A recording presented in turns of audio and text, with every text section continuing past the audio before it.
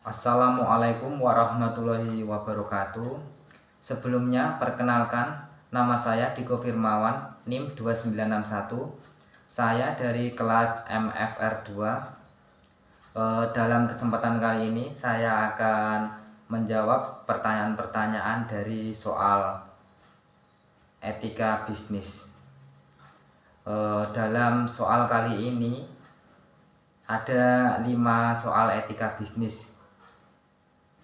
Soal yang pertama yaitu, dalam etika bisnis ada beberapa prinsip: prinsip kejujuran, prinsip otonomi, prinsip keadilan, prinsip saling menguntungkan, prinsip integrasi moral, dan disuruh untuk menjelaskan serta menguraikan contoh dari masing-masing prinsip tersebut.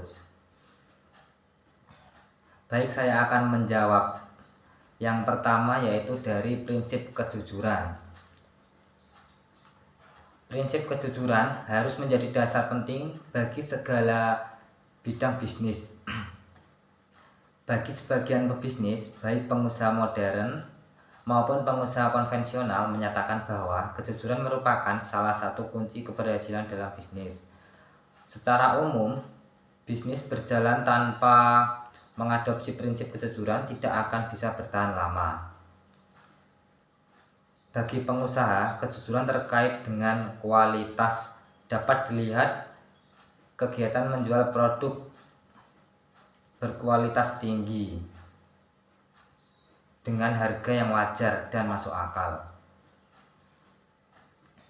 Kejujuran memiliki dampak besar pada progres menjalankan bisnis, karena ketika pengusaha tidak jujur, maka akan menjadi awal kemunduran dan kehancuran bisnis. Apalagi untuk bisnis di era digital seperti sekarang ini, tingkat pesaingnya sangat tinggi, menuntut prinsip kejujuran sebagai prinsip etika bisnis yang harus dipegang teguh untuk mempertahankan loyalitas konsumen.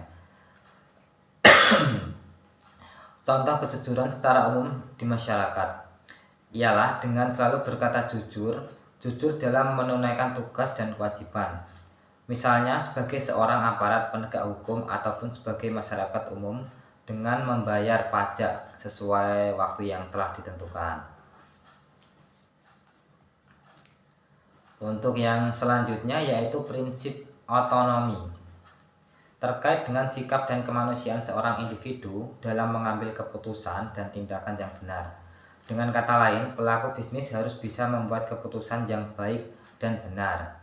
Selain itu, pebisnis harus berhati-hati dalam memperhitungkan keputusan. Dalam penerapannya, pengusaha harus memiliki prinsip otonomi dengan kesadaran penuh akan kewajiban dalam menjalankan bisnis. Maka dari itu, pebisnis harus memahami bidang bisnis yang dilakukan, situasi yang dihadapi, tuntutan dan aturan yang berlaku di bidang itu. Prinsip otonomi juga harus diterapkan dalam mengambil sebuah keputusan dan tindakan yang sesuai, serta meninggalkan yang dianggap bertentangan dengan nilai atau norma moral tertentu. Prinsip ekonomi menjadi prinsip etika bisnis yang sangat berguna untuk mengurangi resiko yang dapat terjadi pada perusahaan.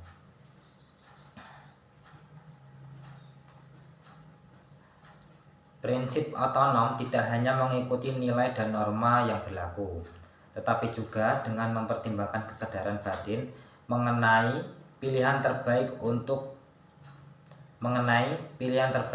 dilakukan. Contoh prinsip otonomi dalam etika bisnis.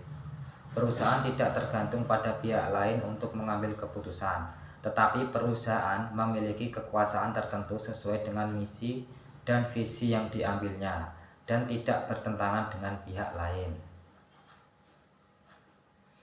Untuk yang selanjutnya yaitu prinsip keadilan.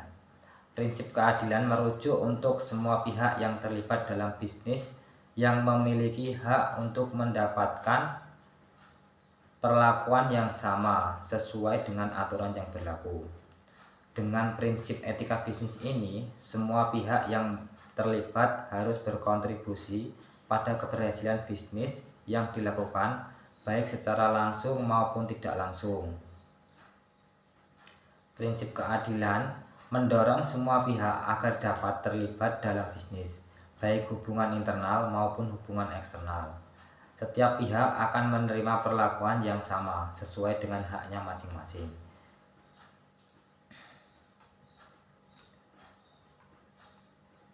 Untuk contoh prinsip keadilan kali ini bisa dilihat pada pemberian gaji kepada karyawan. Gaji yang diberikan sudah sesuai dengan tanggung jawab masing-masing pegawai.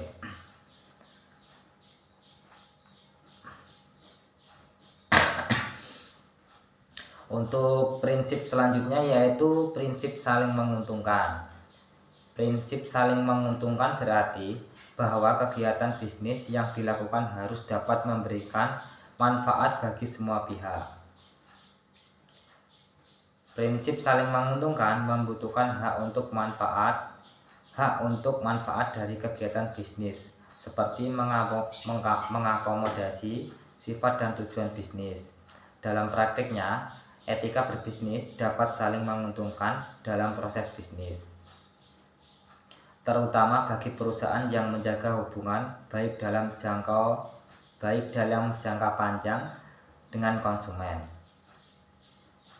Sebagai contoh penerapan prinsip saling menguntungkan adalah ketika berinteraksi dengan pelanggan, Anda menyediakan produk yang berkualitas kepada para konsumen. Dengan begitu, konsumen akan memperoleh manfaat yang maksimal dari keberadaan produk tersebut. Untuk prinsip yang terakhir yaitu prinsip integritas moral. Prinsip integritas moral yang diterapkan dengan baik sangat berguna untuk menjaga nama baik perusahaan. Selain itu, prinsip ini akan kepercayaan konsumen terhadap penerapan prinsip-prinsip integritas moral harus dilakukan oleh semua pihak, baik pemilik bisnis, karyawan, dan manajemen perusahaan.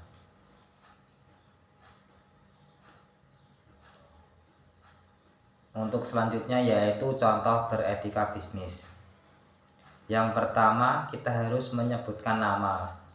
Menyebutkan nama seseorang secara lengkap saat bertemu calon partner bisnis lain misalnya. Hal ini merupakan cara yang sederhana yang biasa dilakukan oleh pengusaha yang memiliki etika baik. Tetapi kadang cukup menyebutkan nama singkat saja jika memang nama orang tersebut terlalu panjang atau sulit diucapkan. Berdiri saat berkenalan. Posisi berdiri saat berkenalan merupakan satu contoh etika yang baik.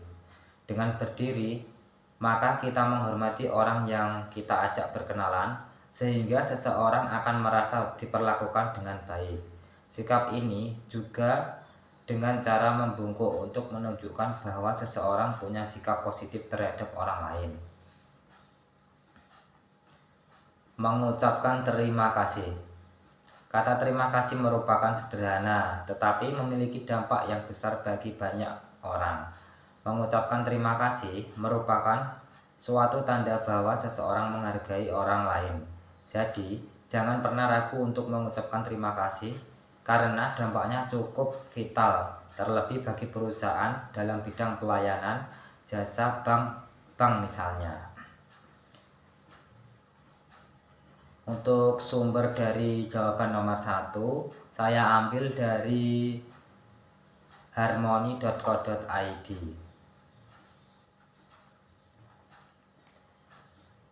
Untuk yang selanjutnya saya akan menjawab soal dari nomor 2. Berikut saya akan bacakan soal tersebut.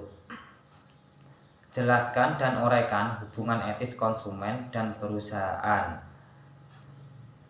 Materi yang diuraikan meliputi hubungan konsumen dan perusahaan, pelayanan bertanggung jawab, perlindungan terhadap konsumen. Baik, saya akan menjawab. Hubungan konsumen dan perusahaan. Konsumen merupakan salah satu stakeholder yang penting bagi perusahaan.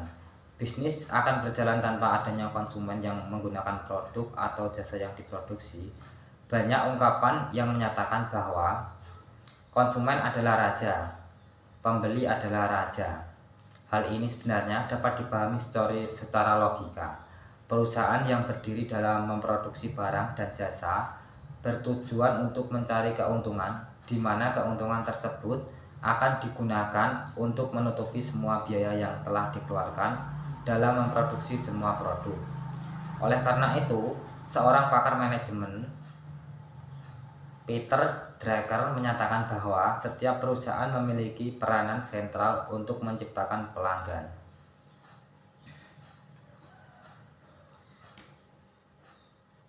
Untuk yang selanjutnya yaitu pelayanan bertanggung jawab.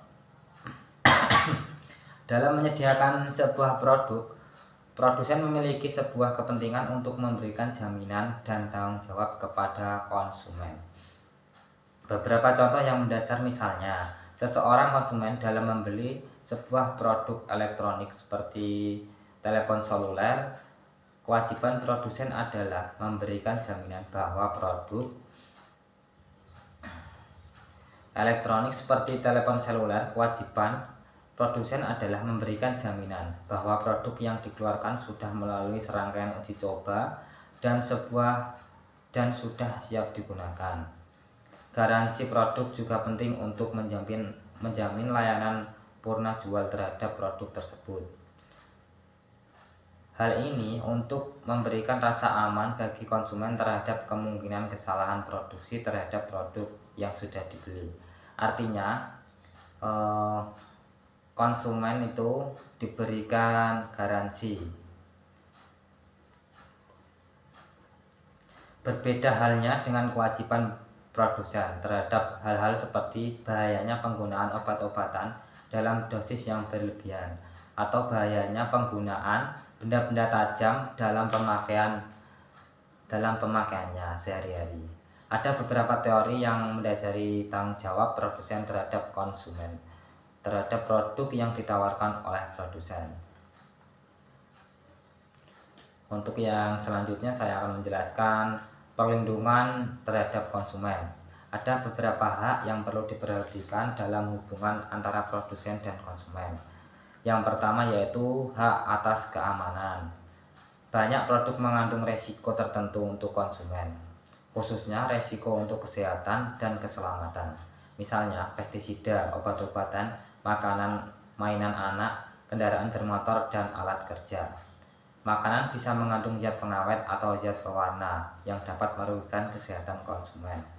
Misalnya dapat menyebabkan penyakit kanker. Terjadinya kecelakaan lalu lintas juga tidak dapat dihindari apabila pengemudi tidak berhati-hati. Di sini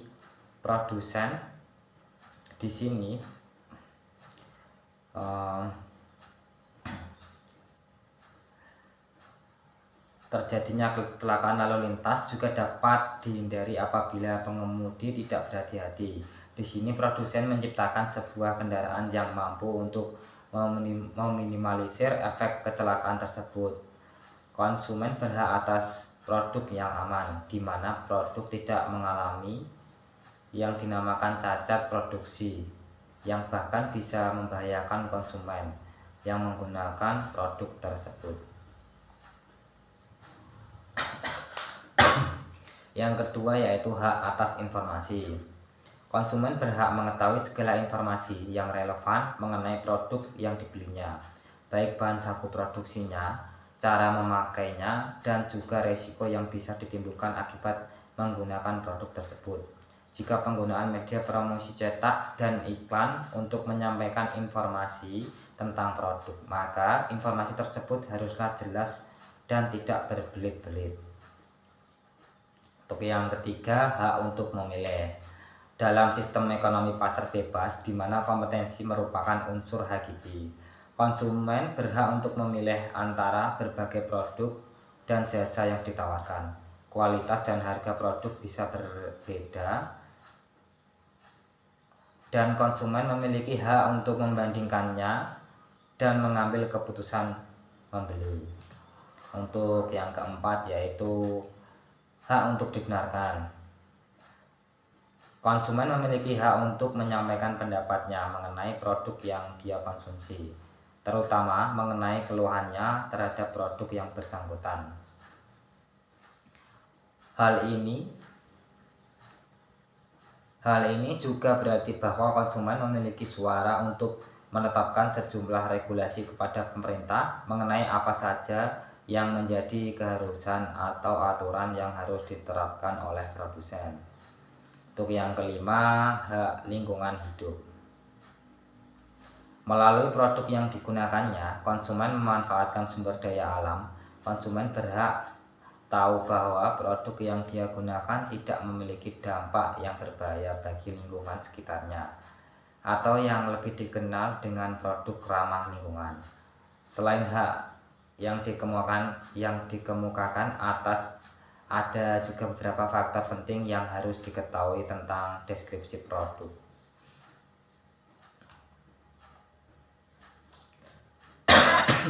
Untuk yang keenam yaitu kualitasnya.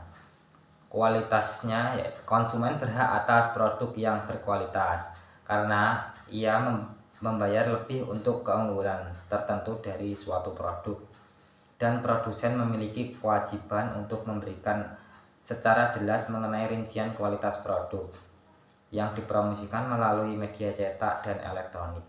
Dan juga konsumen berhak atas kewajaran dari suatu produk yang ditawarkan oleh produsen. Untuk yang ketujuh yaitu harga. Harga yang adil merupakan sebuah penerapan hasil perhitungan ekonomis yang disesuaikan dengan perhitungan biaya-biaya yang dikeluarkan untuk menciptakan sebuah produk. Konsumen berhak memiliki harga produk yang menurutnya sesuai dengan kemampuan dan kesediaan dia untuk membayar terhadap suatu produk. Menurut Garrett dan Klonowski, ada beberapa faktor untuk mengkategorikan bahwa harga menjadi tidak adil. Penipuan, persekutuan antar produsen dan distributor dalam menentukan harga terhadap sebuah produk merupakan sebuah tindakan yang tidak etis. Prinsip harga ditentukan oleh pasar biasanya sering disalahgunakan oleh produsen untuk menentukan harga. Ketidaktahuan. Beberapa contoh bahwa pengetahuan konsumen dalam hal ini selalu terbatas. Misalnya, harga pada kemasan produk yang lebih tinggi dari kenyataan diskon. Promosi beli dengan harga dapat 2 produk. Pengusaha restoran yang tidak mencetak harga pada menu makanannya. Penyalahgunaan kuasa. Contohnya, pengusaha besar mengendalikan harga sehingga merugikan pedagang kecil.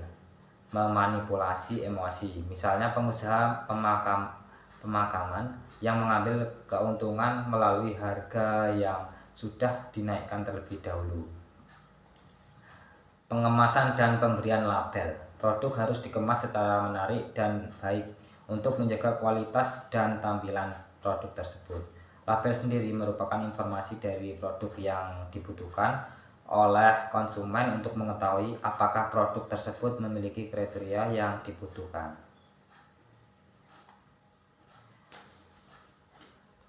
Untuk yang pertanyaan selanjutnya, saya akan bacakan terlebih dahulu.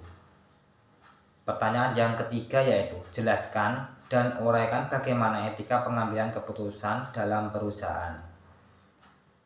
Materi yang diuraikan meliputi etika dalam mengambil keputusan perusahaan, etika pengambilan keputusan terhadap individu dan kelompok.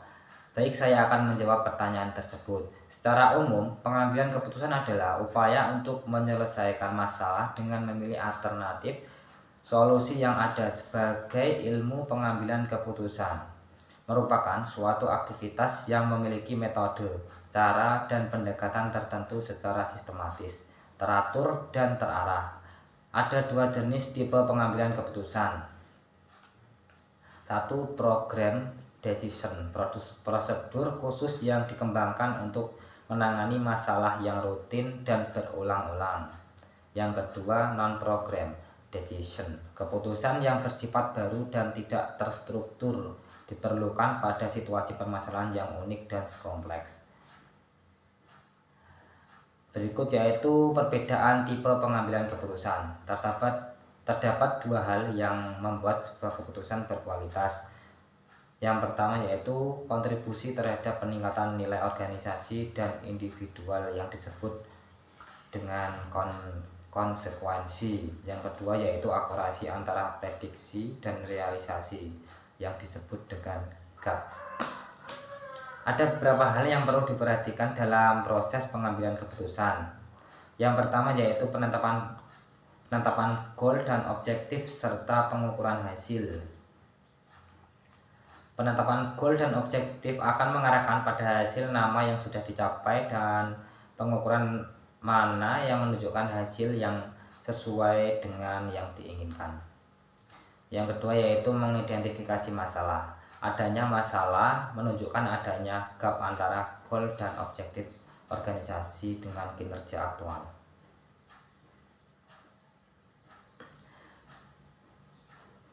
Faktor yang mengganggu identifikasi masalah, persepsi terhadap masalah, penetapan masalah, dan lingkungan solusi. Identifikasi gejala sebagai masalah. Pengembangan alternatif atau potensi solusi harus dikembangkan dan konsekuensi atau akibat yang mungkin timbul dari setiap alternatif. Perlu mempertimbangkan kendala waktu dan biaya. Cara untuk mengembangkan alternatif adalah dengan analisis skenario. Yang keempat yaitu pengevaluasian alternatif. Yang kelima yaitu pemilihan alternatif. Yang keenam penerapan keputusan. Yang terakhir yaitu pengendalian dan pengevaluasian.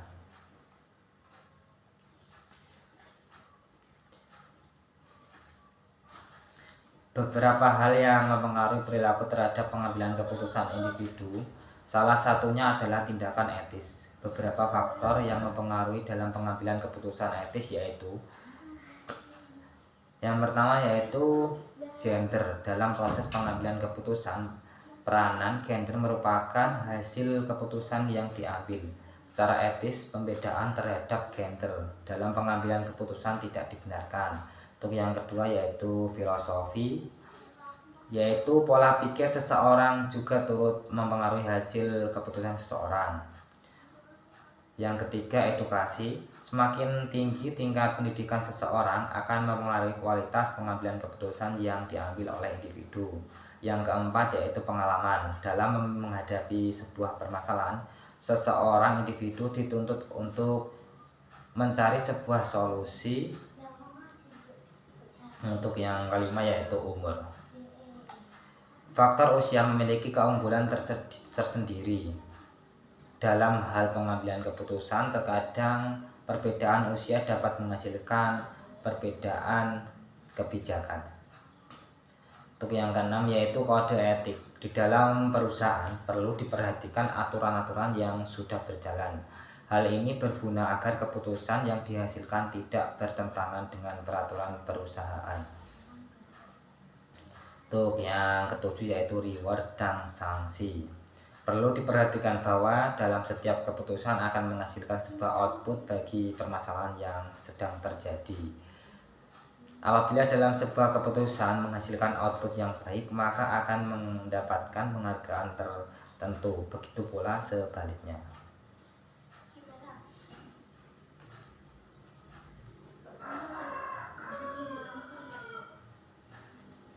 Untuk yang selanjutnya yaitu penerapan etika bisnis. Etika bisnis diterapkan pada tingkat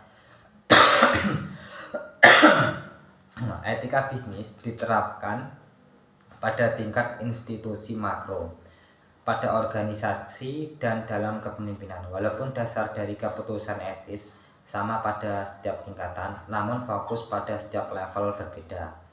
Pada level institusi, visi organisasi yang umumnya ideal dan baik menjadi dasar utama penilaian sesuatu tindakan etis atau tidak etis. Visi menjadi standar utama yang memiliki dampak baik langsung maupun tidak langsung. Norma-norma yang ada dalam visi serta misi organisasi membantu karyawan untuk membuat keputusan etis dalam setiap situasi yang dihadapi. Pada level operasional perusahaan, standar etika dapat dipenuhi dengan menggunakan misi dan tujuan-tujuan jangka menengah dan pendek sebagai standar ekonomi bisnis. Dalam konteks ini, mengambil keputusan memasuki tujuan yang terukur. Pada level kepemimpinan keputusan etis terfokus pada upaya untuk menggerakkan roda organisasi. Aspek-aspek etis pada level ini lebih pada hubungan antara pimpinan dan bawahan dan lintas unit dalam sebuah organisasi. Hubungan antara pimpinan dan bawahan harus disadari oleh profesionalitas dan jalur-jalur wewenang serta tanggung jawab yang sesuai dengan tugas yang telah diterapkan.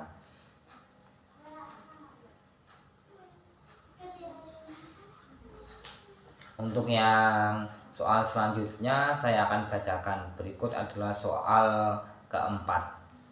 Jelaskan dan uraikan mengenai Good Corporate Governance atau GCG. Materi yang diuraikan meliputi pemahaman Good Corporate Governance, prinsip-prinsip Good Corporate Governance. Baik, saya akan menjawab pertanyaan tersebut. Pengertian dari Good Corporate Governance. Apa itu Good Corporate Governance? Keterlangsungan perusahaan sangat bergantung hubungan stakeholder yang umumnya memiliki kebutuhan antara satu sama lain. Pengertian Good Corporate Governance adalah teknik pengelolaan perusahaan untuk menyeimbangkan ragam kebutuhan pemangku kepentingan tersebut. Prosesnya biasa diwarnai oleh penyelesaian konflik dari keberagaman stakeholder dan pemberian kepastian bahwa implementasi prosedur yang benar selalu dilakukan perusahaan. Bisa dikatakan GCG adalah cara perusahaan memberikan transparansi kepada pihak pemangku kepentingan. Untuk yang selanjutnya yaitu pengertian Good Corporate Governance menurut para ahli. Sebagai referensi tambahan, berikut beberapa pengertian Good Corporate Governance menurut para ahli, khususnya dalam bidang ekonomi bisnis. Yang pertama dari Cadbury Komite 1992. Pengertian GCG adalah sebuah sistem yang menjadi pengatur hubungan antara pihak yang memiliki hak kewajiban atas perusahaan dan perusahaan itu sendiri. Untuk yang selanjutnya dari Agus 2011 mendefinisikan pengertian tata kelola perusahaan sebagai sistem tata kelola yang bersifat transparan dan mengatur peran direksi, pemegang saham, dan jenis stakeholder lainnya.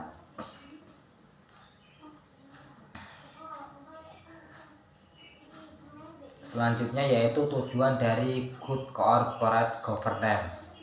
Yang pertama, membantu perkembangan ekonomi perusahaan, memastikan manajemen perusahaan telah sesuai, meningkatkan modal yang didapat dari investor karena kepercayaan, membentuk reputasi perusahaan yang baik, memberikan panduan untuk menjaga kestabilan perusahaan. Untuk yang selanjutnya yaitu prinsip Good Corporate Governance. Good Corporate Governance adalah cara yang dianggap paling ampuh untuk menjaga kestabilan pertumbuhan perusahaan. Dalam prosesnya, setidaknya ada 5 prinsip utama yang harus dipegang. Berikut ini penjelasan lengkap tentang prinsip Good Corporate Governance. Yang pertama yaitu transparansi. Secara literal, transparansi berarti keadaan nyata. Prinsip ini dilakukan perusahaan dengan mempermudah stakeholder untuk mengakses informasi apapun yang mereka butuhkan. Transparansi perlu diimplementasikan untuk menjaga tingkat objektivitas antara perusahaan dan pemangku kepentingan. Untuk yang kedua yaitu independensi.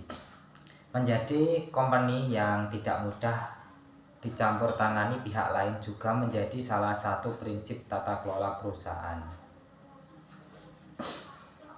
Hal tersebut merupakan upaya yang dilakukan atas nilai independensi.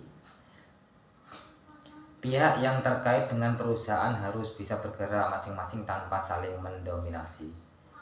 Untuk yang ketiga, responsibilitas. dalam menjalankan bisnis. Tentu Anda akan selalu diikuti oleh regulasi dan norma moral yang ada. Sebagai perusahaan yang baik harus bisa memenuhi kedua aspek tersebut. Untuk yang keempat yaitu akuntabilitas.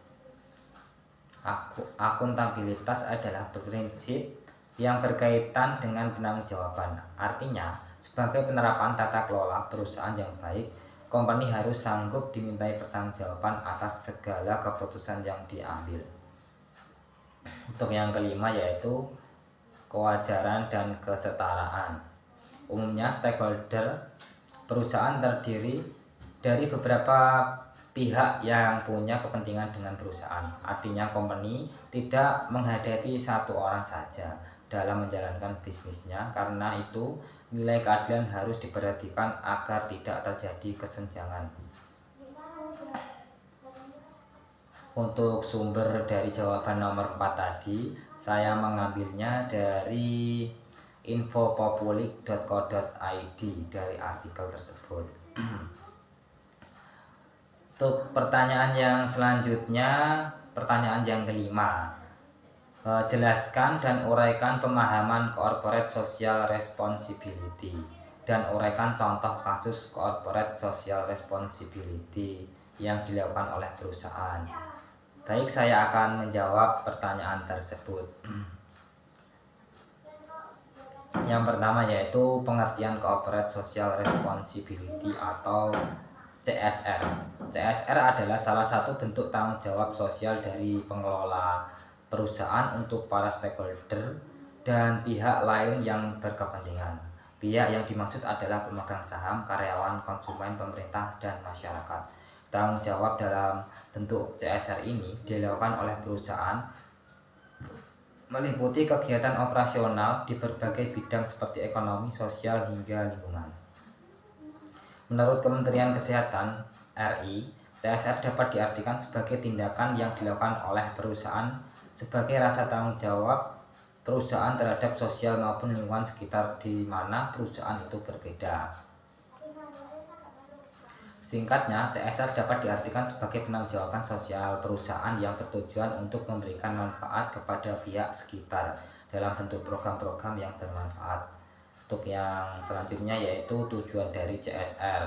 Dalam menjalankan program CSR, perusahaan tentunya memiliki beberapa tujuan, antara lain 1. Citra dan nama baik perusahaan. Melaksanakan program CSR bertujuan untuk menjaga nama baik perusahaan. Biasanya program CSR yang dilakukan perusahaan akan menampilkan bahwa perusahaan merupakan pihak yang bertanggung jawab. Selain itu, dengan melaksanakan program CSR, perusahaan juga dapat meningkatkan citra positif di lingkungan dan dari para stakeholder, sehingga sangat berpengaruh terhadap perkembangan perusahaan ke depannya. Memelihara hubungan dengan stakeholder. Perusahaan akan mengupayakan program CSR sebagai usaha dalam menjaga hubungan dengan para stakeholder. Dengan para CSR akan tercipta hubungan yang harmonis dengan lingkungan sekitar perusahaan, serta memberikan manfaat bagi masyarakat dalam hal pengembangan dan pemberdayaan. Untuk yang ketiga yaitu menyelesaikan masalah di lingkungan sekitar. Berdirinya suatu perusahaan sudah pasti melibatkan banyak pihak di lingkungan sekitar. Salah satunya yaitu tujuan dari CSR adalah membantu menyelesaikan masalah sekitar. Masalah yang dihadapi bisa datang dari berbagai aspek, misalnya lingkungan sosial, ekonomi. Hadirnya program CSR perusahaan adalah sebagai upaya dalam membantu menyelesaikan masalah yang ada.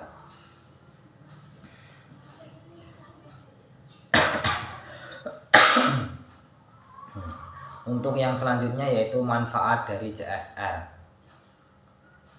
Program CSR bukan dilakukan semata hanya untuk tujuan tertentu, namun setiap stakeholder yang berkaitan dengan perusahaan akan merasakan manfaat dari program CSR perusahaan. Yang pertama, bagi perusahaan, manfaat bagi perusahaan. Membuka kesempatan kerjasama dengan pihak lain sebagai media promosi bagi perusahaan, menciptakan inovasi baru dalam bentuk program. Yang kedua, manfaatnya bagi masyarakat. Meningkatkan kesejahteraan di berbagai aspek, Lingkungan sekitar menjadi lebih diperhatikan dan terjaga, merasakan langsung keuntungan dari program pemberdayaan dan pengembangan yang diberikan perusahaan. Manfaat bagi pihak lain. Untuk pemegang saham perusahaan akan mendapat citra positif sehingga dapat menambah kemungkinan datangnya investor. Bagi konsumen menaikkan kepercayaan terhadap perusahaan. Bagi pemerintah membantu pelaksanaan pembangunan lewat program-program di berbagai bidang seperti ekonomi, sosial, dan lingkungan. Lalu jenis kegiatan CSR. Dalam pelaksanaannya, jenis kegiatan CSR dapat dibagi menjadi 5 jenis, yaitu 1. Cost promotion. Jenis ini dapat diartikan sebagai upaya perusahaan dalam meningkatkan kesadaran terhadap suatu masalah. Tujuan lain dari CSR ini adalah sebagai media promosi bagi suatu perusahaan. Dalam melakukan CSR jenis cost promotion, perusahaan menggelontorkan sejumlah dana dan sumber daya untuk mendukung aktivitas sosial seperti donasi dan kegiatan community service. Yang kedua, cost related marketing. Perusahaan yang menjalankan CSR jenis ini bertujuan untuk berkomitmen memberikan sejumlah keuntungan berdasarkan hasil penjualan suatu produk demi mendukung kegiatan sosial. Nantinya dana yang akan disumbangkan akan diberikan kepada pihak terkait. Yang ketiga, corporate social marketing. Corporate social marketing adalah CSR yang dilakukan perusahaan dalam bentuk kampanye. Biasanya kampanye yang digalakkan oleh perusahaan meliputi kampanye kesehatan lingkungan hingga isu-isu lainnya. Yang keempat yaitu corporate philanthropy. CSR jenis ini dilakukan suatu perusahaan dalam bentuk kontribusi langsung dalam bentuk dana, program-program charity, sumbangan, dan pemberian dalam bentuk apapun adalah bentuk dari CSR jenis satu ini. Untuk yang terakhir yaitu community volunteering. Untuk CSR jenis volunteering ini diartikan sebagai sumber perusahaan memberikan pelayanan secara cuma-cuma kepada lingkungan. Biasanya perusahaan akan melibatkan para karyawan untuk menyisihkan waktu secara sukarela dalam kegiatan yang mendukung keberlangsungan lingkungan. Untuk yang selanjutnya saya akan memberikan contoh-contoh dari kegiatan CSR. Yang pertama dalam bidang ekonomi. Dalam bidang ekonomi tersebut biasanya ada pengembangan UMKM, pengembangan koperasi, simpan pinjam dan usaha, dan pemberian modal usaha. Untuk yang kedua dalam bidang kesehatan. Dalam bidang kesehatan tersebut biasanya ada program donor darah, vaksinasi COVID-19 gratis, dan pengobatan gratis. Untuk yang ketiga dalam bidang lingkungan, program pengelolaan limbah, penanaman 1000 pohon, dan pembangunan lahan. Untuk yang keempat dalam bidang pendidikan, pemberian beasiswa kepada siswa yang tidak mampu dan kepada siswa yang berprestasi, pelatihan keterampilan dan seminar dalam bidang pendidikan.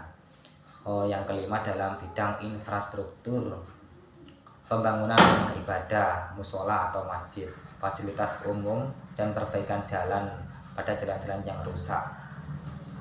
Yang keenam dalam bidang budaya, pelaksanaan pagelaran seni, pemberdayaan dan pengembangan seniman, dan kelestarian karya seni.